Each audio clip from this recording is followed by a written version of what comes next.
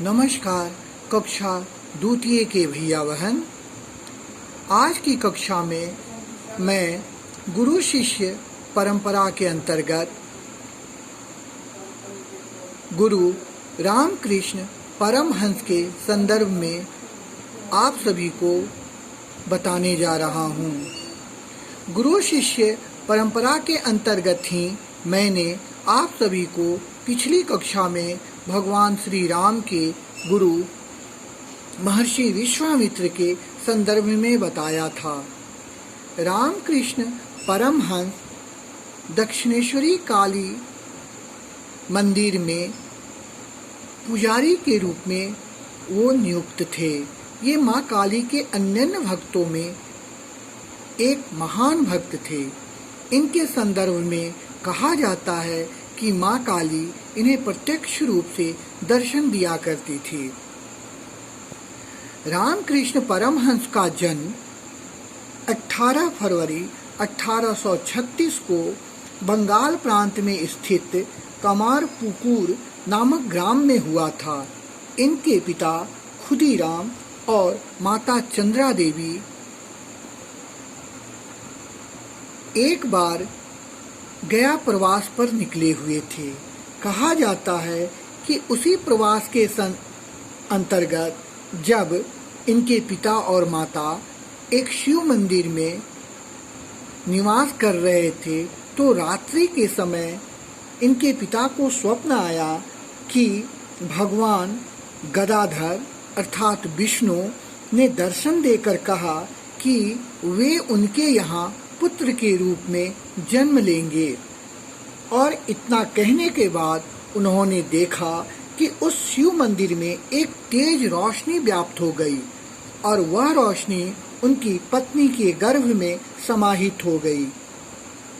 कुछ दिनों के बाद इनकी पत्नी ने एक पुत्र रत्न को जन्म दिया।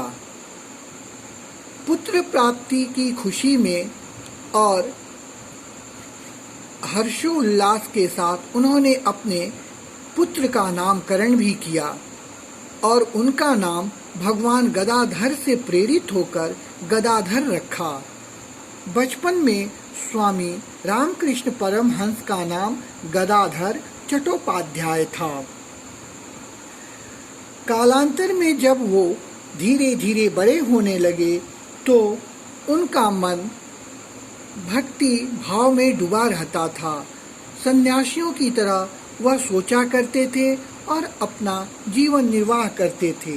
इसे देखकर माता पिता ने इनकी शादी कर दी और सोचा कि शादी कर देने के बाद ये गृहस्थ आश्रम में फंस जाएंगे। लेकिन इन्होंने माँ काली का शरण नहीं छोड़ा और पूरे भक्ति के साथ माँ काली का सेवा शुश्रूषा करते रहे।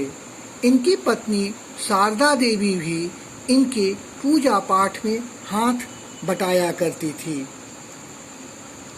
जब ये 15-16 साल के थे तो महारानी रासमणी द्वारा बनाए गए दक्षिणेश्वर काली मंदिर में ये अपने बड़े भाई के साथ निवास करने लगे और अपने भाई के कार्यों में हाथ बटाने लगे। मंदिर में इनका कार्य यह था कि वो रोज माँ काली की श्रृंगार और सज्जा किया करते थे। जब इनके भाई मृत्यु को प्राप्त हो गए तब ये वहाँ के पुजारी बन गए और माँ की सेवा शुश्रूषा में अपना जीवन व्यतीत करने लगे। आगे चलकर बालक नरेंद्र को जब धर्म के प्रति अरुचि और अविश्वास बढ़ने लगा था तो मित्रों के कहने पर नरेंद्र इसी काली मंदिर में दक्षिणेश्वरी काली मंदिर में रामकृष्ण परमहंस के संपर्क में आए और यहाँ आकर इन्होंने गुरु से दीक्षा ली और अपने गुरु से कहा कि मैं हिमालय पर संन्यास ग्रहण करके तपस्या करने जाऊंगा। तब गुरु ने इन्हें कहा कि हिमालय पर जाने के बजाय तुम दीन दुखियों की सेवा करो, भारत माता की सेवा करो। और इस प्रकार नरेंद्र हिमालय न जाकर दीन दुखियों की सेवा में लग गए और नरेंद्र का नाम आगे चलकर स्वामी विवेकानंद पड़ गया।